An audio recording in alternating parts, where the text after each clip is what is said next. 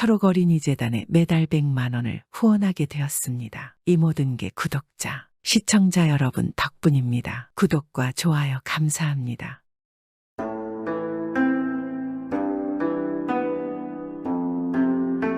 강원도 영월군 구례리에는 우뚝 솟은 기암이 있습니다.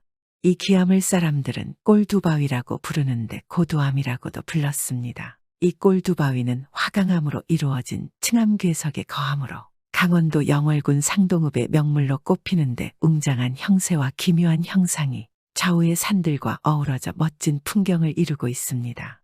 꼴두바위란 이름의 꼴이란 형상, 두란 우두머리라는 뜻으로 으뜸가는 형상을 지닌 바위라는 의미라고 합니다.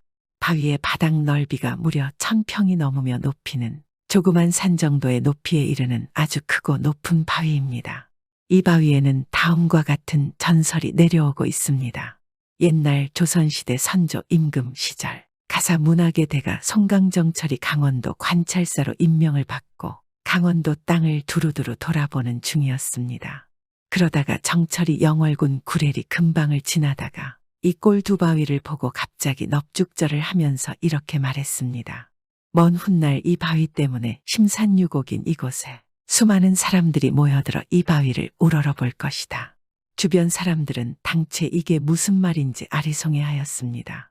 송강정철이 이리 말한 것은 모두 이유가 있었습니다. 정철이 강원도 관찰사로 임명되기 전 얼마 후 강원도에 큰 도적이 나타났습니다. 도둑은 따르는 부하들도 꽤 많았고 도적이지만 의리와 신념이 있었습니다. 일단 이 도둑의 신념은 보통 백성들의 물건은 절대 건드리지 않고 돈 많은 권문색가와 부패한 탐관오리의 물건만을 훔쳤습니다. 그리고 훔친 물건들은 사사로이 쓰지 않고 어렵고 힘든 백성들에게 골고루 나누어 주었습니다. 그러자 백성들은 이 도적을 칭송하며 누구도 관아에 밀고 하지 않았습니다. 그러자 조정에서는 발칵 뒤집어졌습니다. 그리고 이 소식을 전해들은 임금은 매우 화가 났습니다. 어찌 조정에서 한낱 도둑 하나를 잡지 못하는 것이냐. 도적 하나 잡지 못한 관리들이 어찌 이 나라를 지킬 것인가. 당장 놈을 잡지 않으면 내 너희들을 문책할 것이다. 그러나 도적은 의적이었기에 많은 백성들이 숨겨주어서 잡을 수가 없었습니다. 수천의 병조를 보내도 도둑의 흔적조차 잡을 수 없었습니다. 그리하여 조정의 장군들도 등골이 오싹해졌습니다. 이때 강원도에 있는 한 장군이 잡을 방도를 찾다가 이 도적이 훔친 물건들을 사람들에게 나누어 준다는 것을 알았습니다. 그래서 생각을 했습니다. 이놈이 도적이긴 하나 인간의 도리를 아는 자다. 목숨 걸고 훔친 것을 어려운 백성들에게 나누어 주는 것을 보면 그러나 도적은 도적일 뿐 아무리 선한 일을 한다 하지만 그것도 법도와 명분에 어긋난다면 그것은 크게는 이 나라의 법의 근간을 흔드는 것이다. 그리 말하고 이 도적을 잡을 묘책을 생각했습니다. 도적은 아니지만 도적에게 훔친 물건을 받은 수많은 사람들을 모두 잡아들였습니다. 그리고 강원도 고을마다 방을 붙였습니다. 만약 도적이 관하로 오지 않으면 이 죄 없는 백성들을 처벌할 것이고 모두 도적이 한 패로 볼 것이라 썼습니다. 많은 사람들이 관아가 꽉 찰 정도로 수감되고 그 가족들의 비통한 소리가 온 마을에 퍼졌습니다. 그리고 얼마 후 평범한 젊은 사내가 관아에 왔습니다. 그리고 관아의 장군을 보며 말했습니다. 내가 도적의 수게요. 그만 죄 없는 백성들을 괴롭히지 마시고 절 잡아가시오. 그 말을 들은 장군과 관졸들이 이 사내를 둘러싸고 포위를 했습니다. 그러나 사내는 조금도 위축되지 않고 말하는 것입니다. 내 사내로 태어나서 이 나라와 백성을 위해 살려있지만 탐욕한 탐관오리들이 백성들을 핍박하고 그들의 목숨을 거두었다. 내 비록 여기서 도적으로 죽지만 내 영혼은 내 고향 마을의 큰 바위에 들어가 마을을 지킬 것이다. 도적은 그리 말하고 가져온 독약을 마시고 그 자리에 쓰러져서 이 세상을 떠났습니다. 그래서 새로운 강원도 관찰사가 된 송강정칠이 이 도적의 고을로 찾아가 도적의 영혼이 들어간 이 꼴두바위를 보고 말한 것입니다. 그리고 수십 년이 지나고 꼴두바위 밑에는 일찍 남편을 여의고 청산과부가 된 여인이 늙은 시어머니를 모시고 홀로 살아가고 있었습니다. 이 여인은 주막을 운영하며 장사를 하였는데 인근 길가가 삼척과 같은 강원도의 큰 고을에서 한양으로 통하는 길목이었기에 사람들이 많이 오가고 있었고 덕분에 주막이 장사도 상당히 잘 되었습니다. 그리하여 여인은 몇 년 안 가서 큰 부자가 되었습니다. 하지만 돈이 아무리 많아도 여인의 마음 한 곳에 허전함은 가실 길이 없었습니다. 외롭구나 외로워. 남편도 필요 없어. 오직 자식만 있었다면. 내 새끼가 있었다면 이토록 외롭지는 않았을 것을. 돈이 많아도 자식을 가질 수 없으니 이게 다 무슨 소용이냐. 이 과부 여인은 자식을 갖는 것이 너무나 큰 소원이었습니다. 더군다나 주막에는 손님이 너무 많아서 이 여인은 처음에는 돈을 잘 벌어 좋았으나 어느 정도 돈을 벌어놓고 보니 이젠 지치고 힘들었습니다. 하지만 그렇다고 어디 나가서 남자를 만날 수도 없는 것이 시어머니가 늘 눈에 불을 켜고 자신을 지켜보고 있었기 때문입니다. 그러니 이 과부 여인의 고민과 외로움은 날이 갈수록 커져만 갔습니다. 그런데 그러던 어느 날이었습니다. 이 과부 여인이 주막에 손님을 다 받고 슬슬 문을 닫으려는 저녁 무렵에 웬 스님이 주막에 찾아왔습니다. 길을 가다가 목이 말라서 그러는데 물을 한 잔 주실 수 있겠소이까? 들어오시지요. 시장하실 듯한데 물과 음식을 조금 내드리겠습니다. 과부 여인은 스님을 잘 모시고 물과 음식을 정성스럽게 내어주었습니다. 그러다가 상을 마주하고 앉아서 스님과 이런저런 이야기를 나누게 되었습니다. 주막을 운영하는 것은 힘들지 않소이까? 스님이 그리 묻자 주막 운영은 힘들지 않습니다. 그러나 단지 여인이 말을 망설이자 스님이 여인의 안색을 살펴보고 물었습니다. 어찌 그리 안색이 좋지 않습니까? 무슨 고민이 있는 것이요? 안색을 보아하니 말 못할 고민이 있어 보입니다. 실은 그렇습니다. 저의 소원이 아들을 하나 갖는 것입니다. 허나 남편도 없고 방법이 없으니 이를 어찌하오리까? 여인의 말을 들은 스님은 가만 눈을 감고 생각에 잠겼습니다.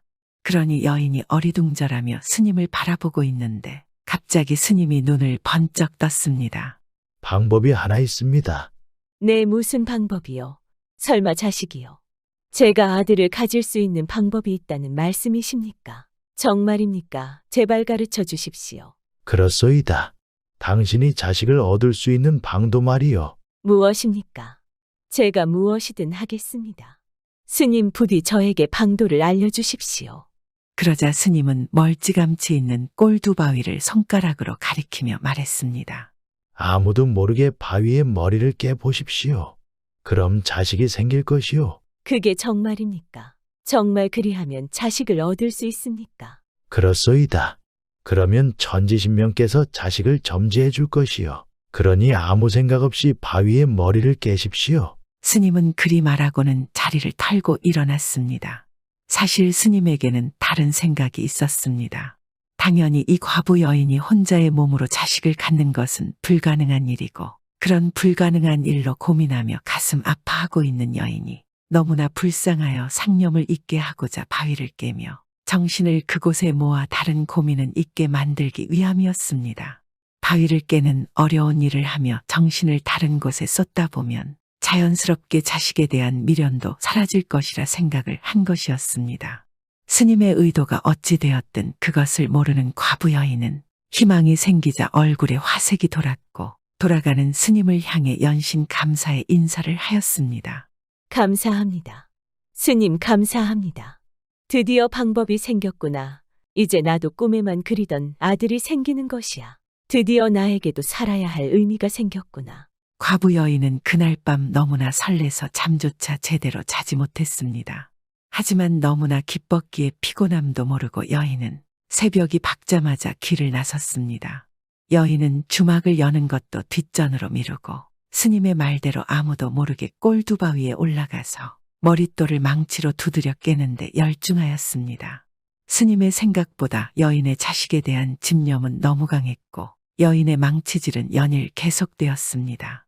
그리고 기어이 머릿돌을 깨어서 없애버리고 말았습니다.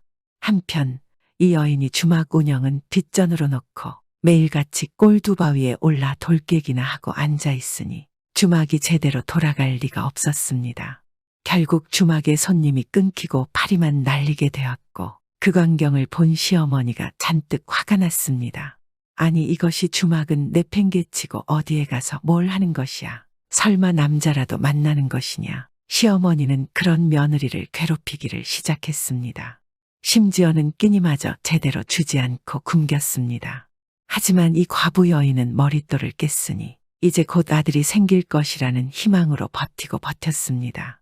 그러나 버티는 것도 하루 이틀이지 돌을 깨느라 지쳐있는 몸에 굶기까지 하였으니 여인은 결국 병이 들었고 안타깝게도 얼마 안 가서 세상을 떠나게 되었습니다. 이 과부 여인의 혼이 어찌나 원통했는지 자신이 깨부수던 꼴두바위에 깃들게 되었고 이러한 여인의 사연을 안타깝게 여긴 산신령은 그녀의 소원을 죽어서라도 이룰 수 있게끔 꼴두바위로 이미 깃들여 있는 도적의영혼으로 하여금 잉태를 하게 하였습니다. 그리하여 과부 여인이 그토록 소원하던 아들은 꼴두바위에 새로운 모양의 돌이 생겨났고 과부 여인은 죽어서야 결국 소원을 이루게 되었습니다. 이렇게 그때부터 꼴두바위에 새로운 바위가 생겨났습니다.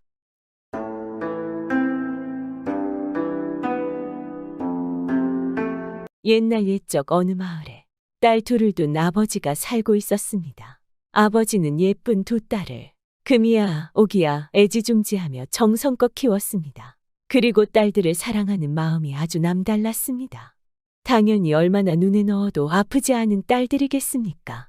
이들 세 식구는 하루하루 행복한 나날을 보냈습니다.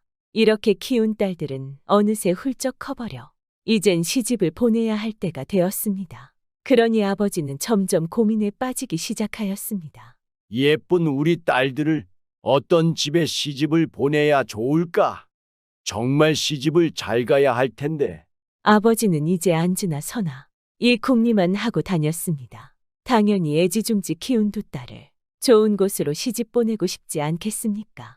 그래, 사람은 뭐니 해도 명예가 중요해. 그래야 다른 사람들의 존경을 받을 테니까. 아버지는 큰딸 꽃분이를 뼈대 있는 양반집에 시집을 보내기로 마음먹었습니다. 그래서 주위 친척 어른들을 찾아다니며 사윗감을 찾기 시작하였습니다. 어르신들, 이제 저의 이쁜 딸을 나이가 차서 시집을 보내야겠습니다. 어디 좋은 자리 있으면 소개해 주십시오. 다른 건 다 없어도 좋으니 그저 뼈대 있는 양반집이면 좋겠습니다. 하고 부탁을 했습니다. 얼마 후 친척 어르신께서 좋은 자리를 소개해 주려고 찾아오셨습니다. 내가 아는 사람 중에 뼈대 있는 양반이 있는데 마침 그 집에도 나이가 찬 아들이 있다는군. 그런데 집이 좀 가난해서 말이야. 그래도 괜찮다면 어디 말 좀 넣어볼까? 좀 가난한 거야 어떻습니까? 재물이야 있다가도 없고 또 없다가도 생기는 것 아니겠습니까? 하지만 명예야 어디 그렇습니까? 괜찮으니 어서 말 좀 넣어주세요. 부탁드립니다. 아버지는 뼈대 있는 양반집이라는 말에 귀가 솔깃했습니다. 이렇게 해서 큰딸 꽃분이는 뼈대 있는 양반집에 시집을 가게 되었습니다. 그래, 우리 큰딸은 양반집에 시집을 갔으니 사람들의 존경을 받으며 잘 살 거야. 하며 큰딸 꽃분이를 시집 보내놓고 아버지는 마음이 흡족했습니다. 과연 큰딸은 아버지 생각대로 잘 살고 있을까요? 어느덧 3년이라는 시간이 흘렀습니다. 아버지는 큰딸이 어떻게 사는지 얼마나 궁금하지 않겠습니까? 큰딸이 시집간 지도 벌써 3년이나 흘렀군. 어떻게 살고 있는지 어디 한번 가볼까? 그래서 아버지는 큰딸 꽃분이네 집을 찾아가 보았습니다. 하지만 꽃분이네 집 앞에 도착한 아버지는 자기 눈을 도저히 믿을 수가 없었습니다. 아니, 세상에 이럴 수가. 좀 가난하다고 하더니 이건 조금 가난한 게 아니구먼. 이거 참 큰일이구먼. 어쩌면 좋을까? 큰딸 꽃분이네 집은 동네에서도 가장 초라한 초가집이었습니다. 그것도 바람만 한번 세차게 불면 금세 쓰러져 버릴 것 같은 그런 집이었습니다. 하지만 아버지는 다시 차분히 생각을 하였습니다. 겉모습이 좀 초라하면 어때? 그래도 존경받는 뼈대 있는 양반집인걸. 설마 굶어 죽기야 하겠어. 이렇게 마음을 위로한 아버지는 이리 오너라 하고 사람을 불렀습니다. 잠시 후 큰딸 꽃분이가 바로 나왔습니다. 아이고, 아버님, 오셨어요. 어떻게 이렇게 갑자기 오셨어요? 이게 몇 년 만이에요. 정말 보고 싶었어요. 미리 연락이라도 주셨으면 뭘 좀 준비했을 텐데? 큰딸 꽃분이는 맨발로 뛰어나오며 아버지를 반갑게 맞았습니다. 그런데 큰딸의 모습을 본 아버지는 더 기가 막혔습니다. 글쎄 큰딸 꽃분이가 허리에 밥보자기를 두르고 있지 않겠습니까? 앞치마도 없어서 대신 밥보자기를 두르고 있는 것이었습니다. 이 근처 잔치집에 갔다가 네 생각이 나서 들렀다. 밥은 잔치집에서 먹고 왔으니 아무것도 내오지 마라. 딸의 살림을 보니 밥은커녕 죽도 못 먹을 형편이었습니다. 그러니 친정아버지가 왔다고 밥 한 끼라도 준비하려면 살림살이를 팔아야 할 것이 뻔했습니다. 그래서 아버지는 일부러 이렇게 거짓말을 하였던 것이었습니다. 꽃분아, 이 애비는 이제 잘 사는 거 보았으니 됐다. 내 다음에 또 오마. 그때는 맛있는 것을 해다오. 아버지, 오래간만에 오셨는데 하룻밤이라도 주무시고 가세요. 그냥 가시면 제 마음이 편하지 않을 것 같아요. 꽃분이가 이렇게 붙잡는데도 아버지는 급한 일이 있다고 둘러대고 큰딸 꽃분이네 집을 나왔습니다. 아무래도 더 있으면 딸에게 침이 될 것 같았습니다. 처음으로 온 큰딸 집인데 그냥 돌아가는 아버지의 마음은 얼마나 아플까요? 에휴, 아무리 존경받는 양반집이면 뭐해. 죽도 한 끼 못 먹고 사는데 다 양반이 무슨 소용이야. 둘째 꽃순이를 시집 보낼 때는 뼈대고 뭐고 잘 사는 집에 보내야겠다. 아버지는 이렇게 결심을 했습니다. 얼마 후 이번에는 작은 딸 꽃순이를 시집 보내야 할 때가 되었습니다. 아버지는 이번에도 주위 친척 어른들을 찾아다니며 작은 딸 사윗감을 찾기 시작하였습니다. 안녕하십니까. 이번에는 제 작은 딸을 시집 보내야 할 때가 되었는데 어디 좋은 자리에 없을까요? 뼈대 없는 집이라도 괜찮으니 잘 살기만 하면 좋겠습니다. 하고 부탁을 했습니다. 그러자 큰 딸에게 양반을 소개해 주신 친척분이 말하기 시작하였습니다. 여보게, 마침 자리가 하나 있기는 한데 하고 말끝을 흐렸습니다. 그런데 왜 그러세요? 무슨 이유가 있으신가요? 잘 살기는 만석군으로 남부럽지 않게 사는데 양반이 아니라 상민이야. 괜찮겠는가? 상민이면 좀 어떻습니까? 잘 살기만 하면 되니 말씀 좀 해주세요. 아버지는 만석군으로 잘 산다는 말에 더 생각해 볼 것도 없었습니다. 그래서 작은 딸 꽃순이를 만석군 집에 시집을 보냈습니다. 우리 작은 딸은 부잣집에 시집을 갔으니 아무 고생 없이 잘 살고 있겠지. 몇 년 후 아버지는 작은 딸이 어떻게 사는지 궁금해졌습니다. 그래서 작은 딸 꽃순이네 집에 가보았습니다. 우와, 정말 만석군은 만석군이군. 집이 으리으리하네. 아버지는 꽃순이가 사는 집을 보더니 입이 다물어지지 않았습니다. 그리고 마음도 아주 흐뭇했습니다. 집만 봐도 분명히 작은 딸은 좋은 옷 입고 맛있는 것만 먹으며 살고 있을 것이라고 생각하지 않겠습니까? 꽃순아, 작은 딸 꽃순아, 이 애비가 왔다. 어서 나와 보거라. 아이고, 아버님 오셨어요. 하며 작은 딸 꽃순이가 대문을 열고 나오는데 모습이 영락없는 부잣집 안주인처럼 아주 잘 차려입고 있었습니다. 그런데 작은 사위 칠복이는 장인을 보고도 방에 누워만 있는 것이었습니다. 아니, 자네는 장인이 왔는데 어떻게 일어나 보지도 않는가? 자네가 좀 잘 산다고 나를 업신여기는 건가? 화가 난 아버지가 버럭 소리를 지르자 갑자기 꽃순이가 말하기 시작하였습니다. 아버지, 그런 게 아니에요. 제 말 좀 들어보세요. 하고 자초지종을 이야기하기 시작하였습니다. 이 사람이 돈 많은 상민이라 못된 양반들이 툭하면 이 사람을 잡아다가 이렇게 곤장을 친답니다. 말도 안 되는 생트집을 잡으면서요. 그럼 우리는 잘못한 것도 없는데 할 수 없이 많은 돈을 갖다 줄 수밖에 없습니다. 그렇게 해야 이 사람을 풀어주니까요. 못된 양반들이 이 사람 돈이 탐이 나서 돌아가면서 이렇게 잡아다가 곤장을 치니 이러다가는 이 사람 제 명대로 못 살겠어요. 어제도 곤장을 맞고 와서 저렇게 일어나지도 못하는 거예요. 작은 딸 꽃순이의 이야기를 들은 아버지는 마음이 아파서 더 이상 앉아 있을 수가 없었습니다. 그래서 급한 일이 있다고 거짓말을 하고 일어나 나왔습니다. 아이고, 뼈대 있는 집에 큰딸을 보냈더니 밥보자기를 두르고 살고 돈 있는 집에 작은 딸을 보냈더니 이번에는 마음고생이 끊이지를 않는구나. 아버지는 길을 가며 이렇게 한탄을 했습니다. 아버지의 탄식이 어찌나 슬퍼 보였던지 지나가던 선비가 그 모습을 보고 말을 걸었습니다. 어르신, 무슨 일이 있으신데 그렇게 땅이 꺼지게 한숨을 쉬십니까? 제가 도울 수 있는 일이면 돕고 싶습니다. 말씀해 주실 수 있으십니까? 하고 말했습니다. 아버지는 너무 답답한 나머지 지푸라기라도 잡는 심정으로 두 딸의 이야기를 모두 사실대로 늘어놓았습니다. 그런 일이 있으셨군요. 작은 사위가 어디에 사는 누군지 자세히 좀 가르쳐 주십시오. 제가 도울 수도 있을 것 같습니다. 하더니 작은 사위 칠복이에 대해 자세히 묻고는 휙 가버렸습니다. 답답해서 가르쳐 주기는 했지만 아버지는 갑자기 가슴이 철렁 내려앉는 것 같았습니다. 혹시 저 선비도 작은 사위한테 가서 돈을 뜯어내려는 건 아닐까 하는 생각이 들었습니다. 하지만 이미 쏟아진 물이었습니다. 한편 선비는 곧장 작은 사위 칠복이가 사는 마을로 갔습니다. 그런데 칠복이의 집으로 가는 게 아니라 바로 마을의 사또를 찾아갔습니다. 여봐라, 어서 사또에게 가서 암행어사가 왔다고 일러라. 그 선비는 바로 암행어사였던 것이었습니다.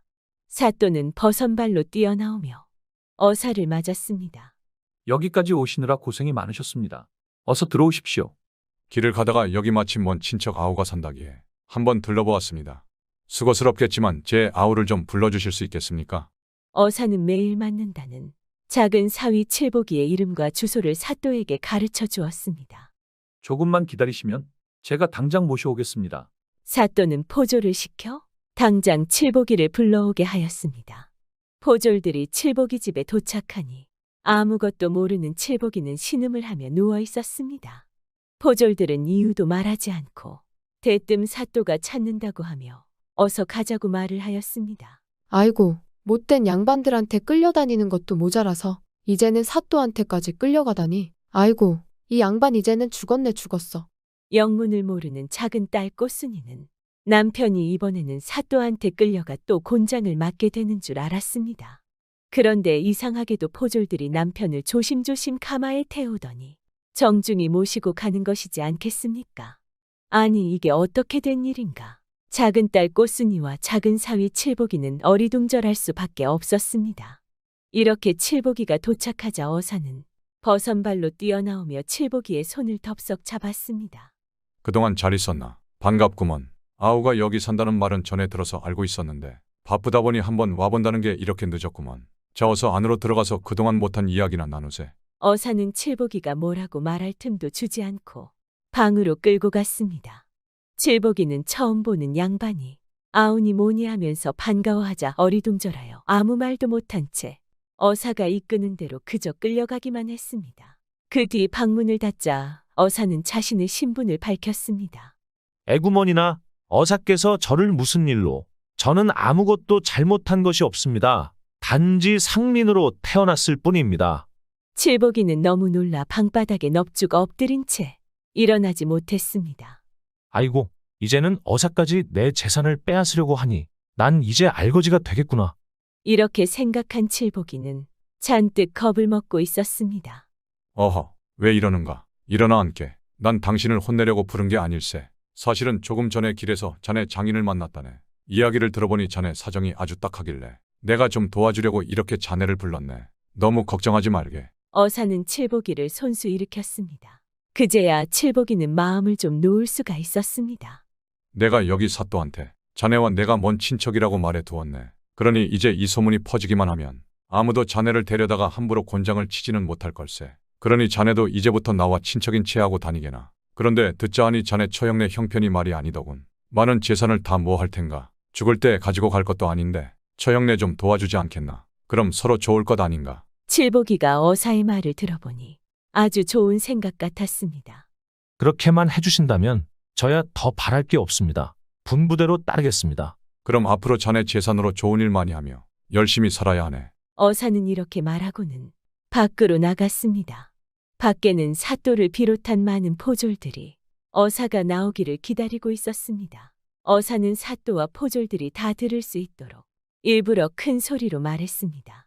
이복의 동생, 난 바빠서 이만 가봐야겠네. 앞으로 어려운 일이 있으면 자주 연락하게나. 내가 도울 수 있는 일이면 힘껏 돕겠네. 아이고 형님, 말씀만 들어도 고맙습니다. 오늘은 바쁘시다니 할 수 없지만 다음엔 꼭 저희 집으로 모시겠습니다. 그럼 먼 길 살펴가세요. 칠복이는 코가 땅에 닿도록 몇 번이고 인사를 했습니다. 이 모습을 본 포졸들은 정말로 저 사람이 어사와 친척인가 하며 수군거리기 시작하였습니다.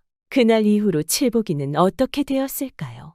어사와 칠복이가 친척이라는 소문은 순식간에 온 마을에 퍼졌습니다. 그러니 이제는 어느 누구도 칠복이의 재산을 빼앗으려고 생트집을 잡아 곤장을 치지는 못했습니다.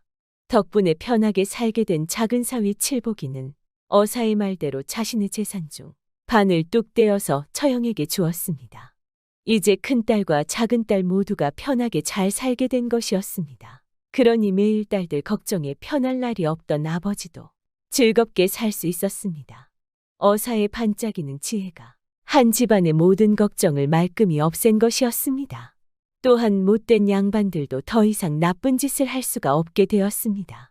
어사는 이렇게 전국을 돌아다니며 지혜와 재치를 발휘해서 많은 백성들의 어려움을 해결해 주기 시작하였고 나라에 큰 공도 세우게 되었습니다. 모든 사람들은 개인마다 잘하는 부분이 있고 못하는 부분이 있지 않겠습니까? 이렇게 각자 서로의 부족함을 채워가고 도와가며 살아가면 더 나은 삶을 살 수 있지 않을까요?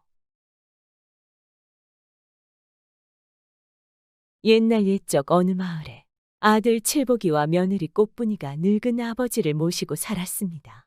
이 부부는 아버지를 극진히 모시며 정성을 다하였습니다. 그러던 어느 날이었습니다. 부부는 아침 일찍 나가 저녁 늦게 들어오면서 부지런히 일한 덕분에 그의 농사가 특별히 잘 되었습니다. 그래서 아버지에게 더 좋은 환경에서 잘 모시려고 하였으나 아버지는 밥 한 술 제대로 뜨지 못하고 그만 병으로 몸져 눕게 되었습니다.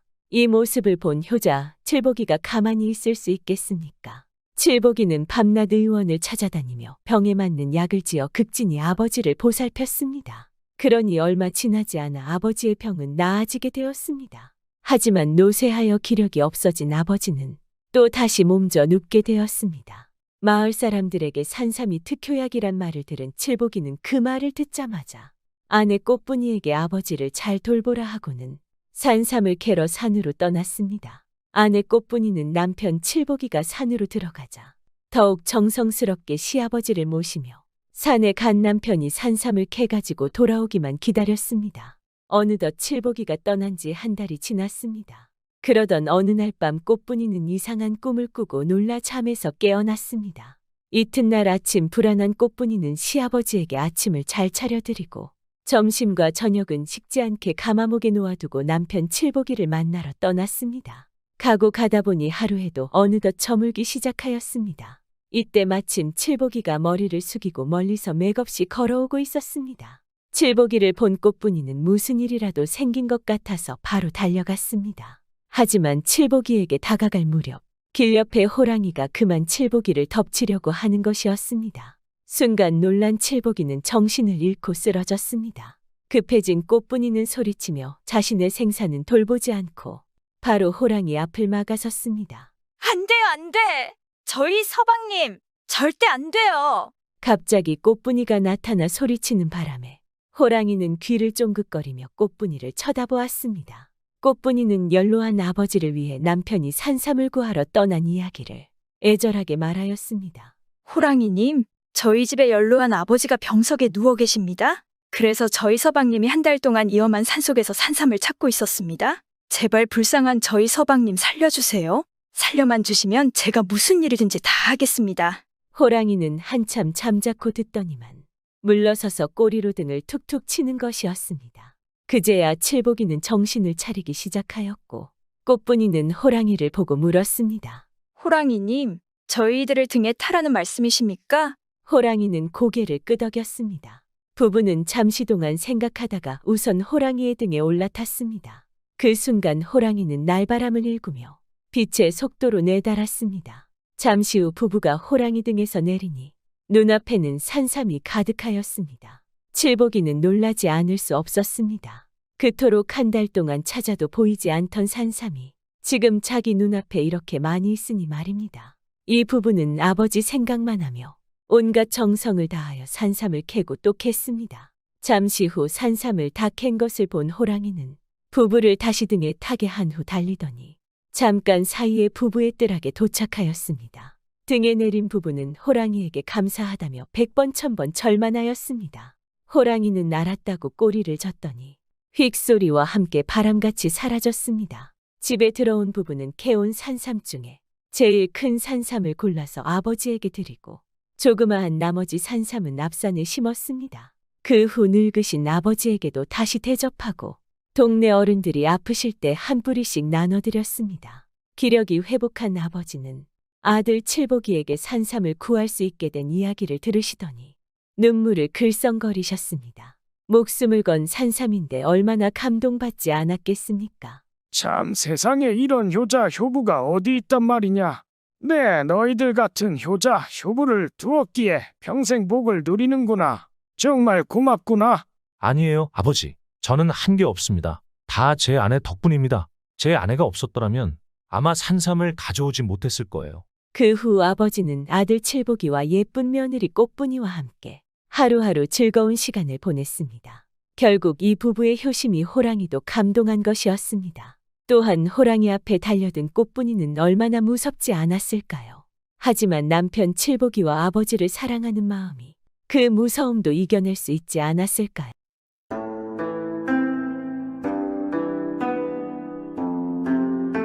얼토당토하는 얘기지만 이런 얘기도 있습니다. 오늘도 즐겁게 들어주세요. 옛날에 어떤 사람이 아들을 하나 낳았는데 이놈이 커가면서 하라는 글 공부는 안 하고 밤낮 활만 쏘거든 말입니다. 서너 살 먹어서 아장아장 걸을 때부터 활을 쏘던 것이 나이 20살이 되도록 그 짓만 하는 것입니다. 아주 어릴 적에는 쌀이나무로 활대를 만들고 삼껍질로 시위를 만들고 겨룹대로 살을 만들어가지고 놀던 것이 차차 나이를 먹어 힘이 생기니까 참대로 활대를 만들고 명주 타래로 시위를 만들고 쇠로 활촉을 만들어서 밤낮 쏘는 겁니다. 나이 20살이 되도록 배운 거라고는 활 쏘는 것밖에 없는 것입니다. 글이라고는 난 놓고 기억자도 모르고 농사 짓는 법도 못 배웠으니 그놈을 어디다 쓰겠습니까? 아버지가 보다 못해 역정을 내지 않겠습니까? 너 먹여 살리는 것도 이제 지겨우니 당장 나가거라. 나가서 정승 사위나 되기 전에는 집에 올 생각도 마라. 아버지가 너무 화가 나서 그러지 않겠습니까? 하고 아들을 쫓아냈습니다. 정승 사위나 되기 전에 집에 돌아오지 말라는 것은 꼴을 봐서는 정승 사위 아니라 정승내 종노릇도 못할 것 같으니 정신이나 차리거든 돌아오라는 뜻이지 뭐 다른 뜻이 있겠습니까? 그런데 이놈은 그 말을 고지 듣고 집에서 쫓겨난 신세가 됐으니 이제는 아버지 말대로 정승사위가 되어 돌아가는 수밖에 없다. 그리 생각하고 길을 떠났습니다. 정말 정승사위가 되러 가는 것이지 말입니다. 한참 가다가 보니 산길을 가게 됐는데 난생 처음 보는 새 한 마리가 포르르 날아간단 말입니다. 그런데 그 우는 소리가 뿌웅 이러는 것입니다. 세상에 뿌웅뿌웅 하고 우는 새도 다 있더란 말입니다. 그걸 한 마리 잡았습니다. 활 쏘는 놈이니까 길 떠날 때 다른 건 안 가지고 와도 활은 둘러매고 나왔거든 말입니다. 활을 쏘아서 뿌웅 새를 한 마리 잡았습니다. 마침 배가 고프던 참이라 새를 구워 먹고 다시 길을 가는데 한 걸음 떼놓을 때마다 제 몸에서 뿌웅뿌웅 하고 소리가 나는 것입니다. 가만히 서 있으면 아무 소리도 안 나고 걷기만 하면 걸음에 맞춰 뿌웅뿌웅 하니 참 기가 막히거든 말입니다. 대체 왜 이러나 하고 온몸을 샅샅이 뒤졌더니 저고리 끝에 그놈이 뿌웅새 깃털이 하나 묻어 있는 것입니다. 그걸 떼어내니까 걸음을 걸어도 아무 소리가 안 나는 것입니다. 깃털 때문에 그런 소리가 난 것입니다. 참 이상도 하다 싶어서 그 깃털을 끈으로 잘 묶어서 활대에 매달고 갔습니다. 그러고 나서 또 가는데 다른 산을 넘다 보니 난생 처음 보는 새 한 마리가 비쭉비쭉하고 울면서 날아가더란 말입니다. 비쭉비쭉하고 우는 새도 다 있는 것입니다. 마침 배가 고프던 참이라 그놈도 활을 쏘아 잡았습니다. 구워 먹고 가는데 이번에는 걸을 때마다 제 몸에서 비쭉비쭉하고 소리가 나거든 말입니다. 또 깃털이 묻어서 그런 것입니다. 그래서 비쭉 깃털도 활대에 묶어가지고 갔지 않겠습니까? 또 가다 보니까 이번에는 난생 처음 보는 새가 한라뽕 하고 날아가기에 그놈도 한 마리 잡았습니다. 구워 먹고 가는데 또 걸을 때마다 제 몸에서 한라뽕 하겠지 않습니까? 역시 그것도 깃털이 내는 소리인 것입니다. 한라뽕 깃털도 활대에 묶어 가지고 갔습니다. 이렇게 뿌웅새 깃털, 비쭉새 깃털, 한라뽕새 깃털을 가지고 가다 보니 서울까지 가게 됐습니다. 서울에 다 갔으니 정승집을 찾아간단 말입니다. 이정승 집에는 딸이 하나 있었는데 어린 나이에 시집가서 청산과부가 된 것입니다. 이 녀석이 그 정도면 자기가 장가갈 수 있다고 생각한 것입니다. 정승네 집에서 한 번 혼례를 치른 과부지만 금지옥 옆 키운 딸인데 아무나 사위를 삼으려 하겠습니까? 그래도 이 총각은 무슨 생각인지 장가갈 수 있다고 생각했습니다. 이놈이 정승 집에를 턱 들어가서 외치는 것입니다. 시골에서 쓸 만한 놈이 왔다고 어서 대감께 여쭈어라. 하고 제법 하인들에게 호령을 했습니다. 하인들이 보니까 뭐 행색도 꾀죄죄한 떡거머리가 하나 와서 큰 소리를 치거든 말입니다. 시답잖은 놈이니까 그냥 쫓아내려고 하는데 그러니까 이놈이 화를 딱 겨누어서 하인들 중 힘께나 쓰는 걸로 보이는 놈의 상투 끝을 화살로 깨버렸습니다.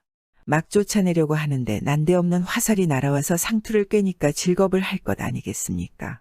하인들이 다들 슬슬 꽁무니를 빼니까 이놈이 활개를 치며 들어갔습니다. 정승이 내다보니까 시골 놈이 하나 왔는데 활솜씨는 그만하면 쓸만하겠거든 말입니다. 그래서 정승이 총각에게 말했습니다. 무슨 일로 날 찾아와서 소란을 피우는 게냐? 여기가 어디인 줄 아느냐? 그러자 총각이 예를 갖추어 말하는 것입니다. 갈 데 없는 떠돌이온데 대감 댁에서 머슴이라도 살려고 찾아왔습니다. 그래, 무슨 일을 잘하느냐? 재주가 있어야지 내가 부릴 수 있지 않겠나? 다른 재주는 없으나 활은 그런대로 쏩니다. 만화님 사냥하실 때 도움이 될 것입니다. 그래서 정승이 제 집에 두고 마당이나 쓸게 했습니다. 이놈이 그때부터 정승집 머슴이 되어서 마당이나 쓸다가 가끔 정승이 사냥을 나가면 따라가서 활이나 쏘며 지냈습니다. 정승집 머슴이 됐으니까 이제는 정승 사위 될 일만 남았는데 머슴 되기야 쉽지만은 사위 되기가 어디 쉬운 일이겠습니까? 자기는 보잘것없는 시골뜨기 망나니요. 상대는 서슬이 시퍼런 정승인데 말입니다. 그러니까 마당이나 부지런히 쓸면서 기회만 보고 있는 겁니다. 그러다가 하루는 정승 딸이 가마를 타고 나들이를 가게 됐습니다. 이놈이 옳다구나 하고 가마꾼 하나를 슬슬 구슬려서 제가 가마를 맸습니다. 가마를 메고 가다가 쉴참에 정승 딸이 가마에서 내리는 틈을 타서 슬그머니 깃털 3개를 정승 딸 저고리 안주머니에 슬쩍 집어넣어 놨습니다. 그러니 어떻게 되겠습니까? 정승 딸이 걸음을 걸을 때마다 뿌웅 비쭉 한라뽕하고 새소리가 진동을 한단 말입니다. 깜짝 놀라 가만히 서 있으면 아무 소리도 안 나고 걷기만 하면 뿌웅 비쭉 한라뽕 뿌웅 비쭉 한라뽕 하니 참 야단이 났습니다. 듣는 사람이 모두 우스워서 배를 잡고 떼굴떼굴 구르는 판인 것입니다. 정승 딸은 그만 얼굴이 노래서 그 길로 집에 돌아와 드러누워 버렸습니다. 딱 드러누워서 당최 한 걸음도 못 움직이는 겁니다. 아, 얌전한 정승 댁따님이 행차를 할 때마다 뿌웅 비쭉 한라뽕 뿌웅 비쭉 한라뽕 이러고 다닌 데서야 말이 되겠습니까? 일이 이쯤 되니까 정승 집에서는 난리가 났지 않겠습니까? 용하다는 의원 점쟁이 무당을 다 불러다가 약을 쓰고 침을 놓고 구슬하고 푸닥거리를 하느라고 조용한 날이 없는 것입니다. 아무리 그래도 그게 차도가 있을 리 있나. 제 아무리 용하다는 의원 점쟁이 무당도 다 두 손 들고 내빼버리는 것이지 말입니다. 일이 이렇게 되니 몸이 다는 건 정승이지 않겠습니까? 하다 안 되니까. 누구든지 우리 딸 병을 고쳐주는 사람을 사위 삼겠노라 하고 방을 내다 걸었단 말입니다. 총각놈이 그때를 기다려 정승을 뵙고는 하는 말이 대감마님 요새 무슨 일로 그리 상심하십니까? 하고 능청스럽게 물었습니다. 이놈 너는 알 일이 아니야. 가서 하던 일이나 하거라. 군뱅이도 구르는 재주가 있다고 혹시 제가 도움이 될지 누가 알겠습니까? 정승이 들어보니 지경이니만큼 머슴놈이라고 괄시할 일이 아니겠거든 말입니다. 그래서 일이 이만저만하게 됐노라고 말을 했습니다. 그러자 머슴이 또 기다렸다는 듯이 말하는 것입니다. 아, 제가 전에 그런 병을 고친 적이 있습니다. 한번 맡겨주십시오. 물에 빠진 사람 지푸라기 잡는 격으로 세상에 용하다는 의원이고 무당이고 다 낮아빠지는 판국에 머슴놈이 큰 소리를 치고 나서니 안 맡길 도리가 있겠습니까? 어디 한번 고쳐보라고 했습니다. 그러니까 이놈이 그냥 고치지 않고 다짐을 받아놓기를. 송구스러운 말씀이오나 제가 따님의 병을 고치면 약속대로 사위 삼으시는 겁니까? 하거든 말입니다.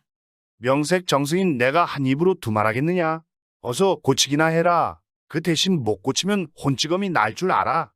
이렇게 해서 이놈이 정승 딸의 병을 고치는데 이것저것 살피고 진맥을 하는 척하다가 저고리 안주머니에서 한라뽕새 깃털 하나만 슬쩍 빼냈습니다.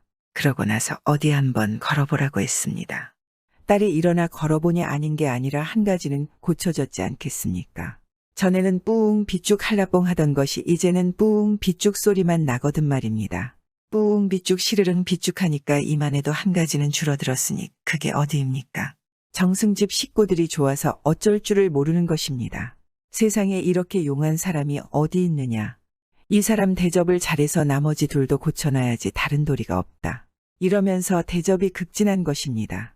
며칠 대접을 잘 받고 나서 그 다음에는 비쭉새 깃털을 슬쩍 빼놨습니다. 그러고 나서 걸어보라고 하니 두 가지가 줄어서 뿌웅뿌웅 소리만 나거든 말입니다. 뿌웅뿌웅 하니까 얼마나 좋겠습니까? 대접이 더 극진해지고 어서 빨리 나머지 하나도 고쳐달라고 성화인 것입니다. 이놈이 며칠 더 뜸을 들이다가 뿌웅 새 깃털도 마저 빼줬습니다. 그러고 나서 걸어보라고 하니 아무 소리도 안 나거든 말입니다. 이렇게 병을 다 고쳐놨으니 약속대로 장가를 들여줘야지 별 수가 있겠습니까? 안 그래도 정승 과부딸이 걸음을 걸으면 뿌웅 비쭉 한라봉 한다고 장안에 소문이 다 퍼져서 번듯한 사위보기는 글러먹은 판국이니 더 말할 것도 없지 않겠습니까? 시골뜨기 무지렁이거나 말거나 사지 멀쩡하고 좋은 재주 가진 놈. 사위 삼는 게 그나마 잘된 일이지 않겠습니까?